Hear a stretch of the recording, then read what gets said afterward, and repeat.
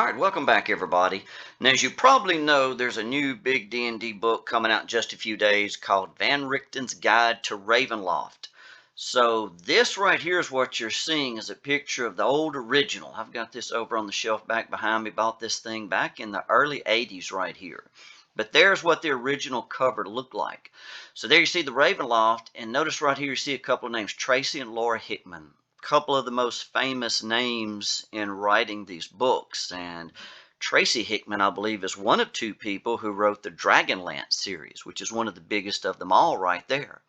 So there's some big names associated with Ravenloft, but a lot of people may not realize it's these two authors right here that started the original first edition D&D Ravenloft book. So there's a classic picture right there. You can see this is for 6 to 8 characters, level 5 to 7. Looks like that'd be pretty rough through sections of it, but not too bad.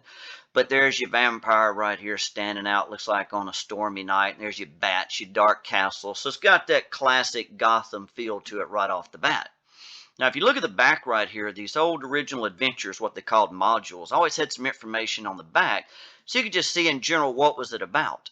So here they tell you under raging storm clouds, a lone figure stands silhouetted against the ancient walls of Castle Ravenloft. Count Strahd von Zarovich stares down a sheer cliff at the village below. And of course, he keeps this whole area in terror. A cold, bitter wind spins dead leaves about him, billowing his cape in the darkness. Lightning splits the clouds overhead, casting stark white light across him. Strahd turns to the sky, revealing the angular muscles of his face and hands. He has a look of power and of madness. His once handsome face is contorted by a tragedy darker than the night itself. Rumbling thunder pounds the castle's spires. The wind howling increases as Strahd turns his gaze back to the village. Far below, yet not beyond his keen eyesight, a party of adventurers has just entered his domain. So, of course, he's always aware when somebody comes into his area. Strahd's face forms a twisted smile as his dark plan unfolds. He knew they were coming, and he knows why they came. All according to his plan. He, the master of Ravenloft, will attend to them. Another lightning flash rips through the darkness, its thunder echoing through the castle's towers, but Strahd is gone. Only the howling of the wind, or perhaps a lone wolf, fills the midnight air. The master of Ravenloft is having guests for dinner, and you are invited. So great little intro right there on the back of the book. Now they've got quite a few map pages, and somebody really spent some time on these. Back when you just mapping all this out on graph paper, it could be pretty rough. But there's an overall view of the castle right there. And notice it takes you from the top down and tells you exactly how tall each one of these sections are right here. Look at this. This castle's 360 feet high at its tallest point. So this place is pretty huge. So there's what you see, a section called the Spires, the Rooms of Weeping right there, the Court of the Count and all this area. There's the main floor, and down a little bit lower, you got some of the dungeons and catacombs. And look over here at the side where they show what every one of these little symbols means on here. So quite impressive with this map. Looks like this came out in '83 right here. So what, getting on about 38 years old. So Ravenloft's been very popular with D&D for quite a long time. So here's the lands of Barovia. Here's the little village outside, and there's where Ravenloft is going to be here. And then here on the intro of the first little page, they give you a little information. Ravenloft is a classic gothic horror story. That's true. Vampires just doesn't get much more traditional when it comes to horror than that. So they give you a little intro right here, talk about the dark forest are filled with wolves and other creatures. They talk about the Slavic woods and the gypsy camps. Gypsies always seem to go hand in hand in all these vampire shows. So they tell you the village is a very sad place right here, and they're going to take you through the mansion. On the outskirts, there's a church, and then there's the castle mentioned right here, and so on down the line.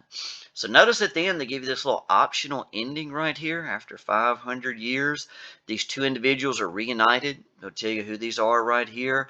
And you see the Tome of Strahd talks about how he became the first vampire. And notice how they spell vampire right here. I think that's kind of interesting. Not sure what that's all about. But up here at the top of this page, there's an interesting little quote. I am the ancient. My beginnings are lost in the darkness of the past. I am not dead, nor am I alive. I am undead forever. So there's Count Strahd's little slogan right there. Sounds more like a little warning to the world. So here they give you a little intro information here again, talk about some of the abbreviations and such and all, just classic stuff you'd see at the beginning. And then here's Count Strahd. So there's a little stat information on him. Looks like a little picture down here and so on. So look at that, Count Strahd, the first vampire.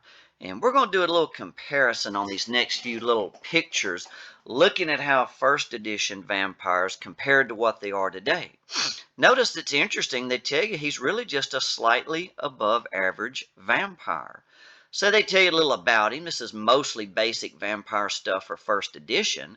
Notice he was also here a 10th level magic user. So there's the spells used. How about this distance distortion right here? That's just an interesting one right there. Back up here at the top, they mention spies and servants report to him 4 times a day. So not much of anything goes on in his lands that he doesn't know about. They talk about Strahd attacking. He'll call in some zombies, maybe some wolves and other things to help him out. They tell you when playing Strahd, keep a few things in mind. First of all, he's a genius. So they tell you play him as one. He's only going to attack when everything is to his advantage, right there. They tell you that he knows when to withdraw, right? He knows when to withdraw and live to fight. I guess I shouldn't say live with him, but fight another day. And his tax will depend on his goals. Now, there's sort of a little deck of cards that a gypsy has that varies the game. Every time you play it, it changes up certain things about it. So we're going to look at those cards here in just a second. You may have seen those before. But here's the information on vampires from first edition out of the monster manual right there. So there's probably that first picture they ever had of a vampire as far as D&D was concerned. And of course, here's what you've got as far as 5th edition. And of course, 5th edition has actually got several pages in the book on vampires. But just doing a little comparison, look at some of these differences. Look at 1st and 5th edition right here, hit points, 39 versus 144. What a difference. You can see there's an increase in speed. Strength is pretty much the same. Back with first edition, if you had an 18 strength, you got to roll percentile dice. And depending on what that number came up between 1 and 100, you got a big increase in your hit and damage bonus. But notice it was 2 and 4 here, where it's going to be 4 and 4 with 5e, so not much difference there. The damage was pretty similar.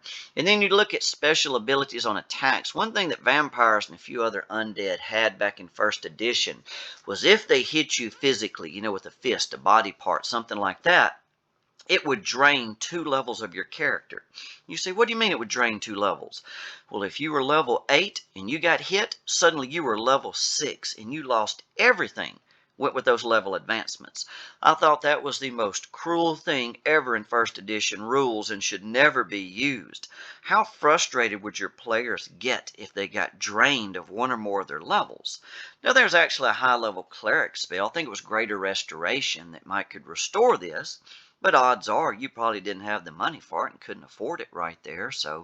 But regardless, even as the game is ongoing before that, you'd have to play with these drained levels until you could get to that cleric. Your player wouldn't be worth playing anymore. So I always thought that was a horrible idea for some of these undead, but vampires had that. And of course they could charm, and of course in 5e with the bite, the vampire can grapple a bit right there.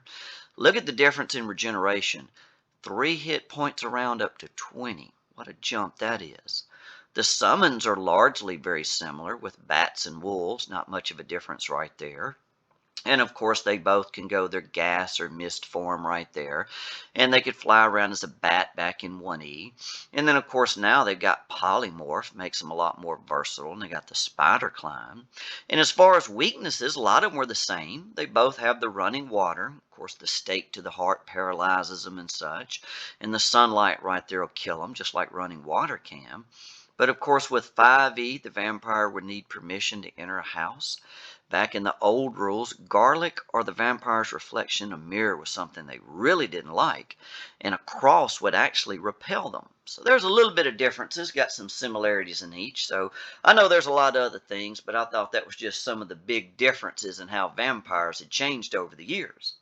Now they tell you right here too at the beginning, There's something called Fortunes of Ravenloft that'll actually let the DM vary the game.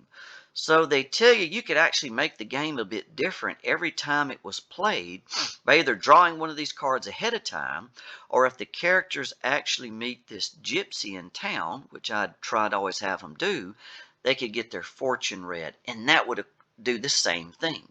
So they tell you that to vary the game up right here using these cards called Fortunes of Ravenloft right here, it'll change up Strahd's goals in the placement of important items like him and treasures and such. So that's how it mixes the game up.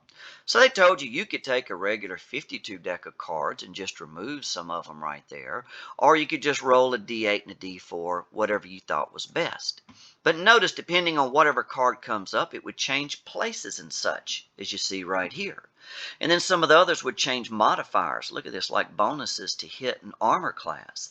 Up here, it would change Strahd's goals. So again, this one over here was really maybe the biggest of them all, but that was an interesting way to even let the players determine how the game was going to be played. So the DM would really have to do their homework and be prepared for whatever these changes would be. So they next go into the lands of Barovia right here. And they tell you that during daytime or nighttime, you got different random encounter tables. So here we see wolves, gypsies, villagers, and such right here in the day. Then you move into night, you still got wolves. And look at this, zombies, bats, a ghost, right? Bunch of failed saves could turn the game sour right quick there. Ghouls, wights, wraiths, a maiden vampire. So nighttime really had some dangerous things running around. So then they went into the planned encounters, and they mentioned on your main map, like the adventure map, the old Slavic road there, and then the gates and the woods and so on down the line. Of course, a lot of this, nothing much going on. Might run into some wolves along the way.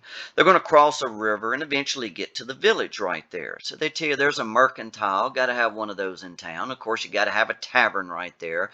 It's called Blood of the Vine right here, and they mention some of the individuals they might meet inside. Mad Mary's townhouse right here, right? She's not too stable as you would expect. Here's, what's this, the Burgomaster's house right here. Definitely got that German sound and feel to it there. Here's a church right here. They mentioned the priest, and the priest actually, I think, had some decent spells. One of them did. There's a cemetery. Of course, any of these Gothic settings got a creepy cemetery. And look at the castle right here with the lightning in the background and the coach pulled by the horses right here, just jet black as midnight. So as always, they did great work with the pictures. That's one of the most iconic things about D&D since the beginning. So they meet a junction in the roads right here, an encampment where they'll find some gypsies. And then here's Madame Eva's tent. Here's where they could have their fortune read and basically determine how the game is going to be played out. So that's sort of a key part of the adventure there. And they mentioned some falls, a carriage right there, the two horses. Then eventually they get to the gates of Ravenloft. So here's the castle right here, and there's all the encounters they'd see within. Bats, wraiths, zombies, spiders, all the things you would expect from something like a vampire's castle. Maybe some angry villagers. Of course, always have them with the torches and the pitchforks. What would angry villagers be without those things right there? Gargoyles, bats, so on down the line right there. There's some other things like vampires, 1 to 4. Boy, that'd be bad right there. A groaning spirit, rust monsters, right? All the people with armor better run at that time. Specters, a spirit, and there's Strahd himself right there. So there's a little information on him. We saw more of that before. So, of course, they come in through the little courtyard area, and all that was shown back on the maps before, and they mentioned the gates and the gardens, the main floor. Well, there's 4 statues of dragons, right? So if you see 4 small red dragons, you might freak out, but notice very low hit dice and hit points right there. And they tell you these dragons let the adventurers go into the castle, but not out of it. So just inside, they can meet some gargoyles, and then you got the guest hall, the dining hall, and so on right here. A lot of this, there's not much in it. Not many encounters in many of them, just a little description. Look at Strahd right here playing this giant organ. Look at these organ pipes. Look almost like dragon heads right there. And it looks like they got fangs like a snake and such. And look at this. It doesn't get any more of a gothic feel than what you have there. So they go on from there, high tower shafts, a grand landing, and so on down the line. Servants' quarters, and here's a different floor, the court of the count right here, audience halls. They mention a creaking landing, and so on down the line. Funny, you might run into Strahd's accountant in this place right here. Then they mention Helga, a little vampire you could run into here, so she might give them a little bit of competition, especially with those level drains. Couple of wraiths right there. Again, you always run into lots of undead in settings like this right here. And then you mentioned towers and such, right? Might run into some spiders right here. And then treasuries. Look at the treasury. 50,000 copper, 10,000 silver, 10,000 gold, 1,000 platinum. Bunch of gems right here, jewels. Looks like swords, 3 maces, and so on down the line. So a lot of interesting stuff right there.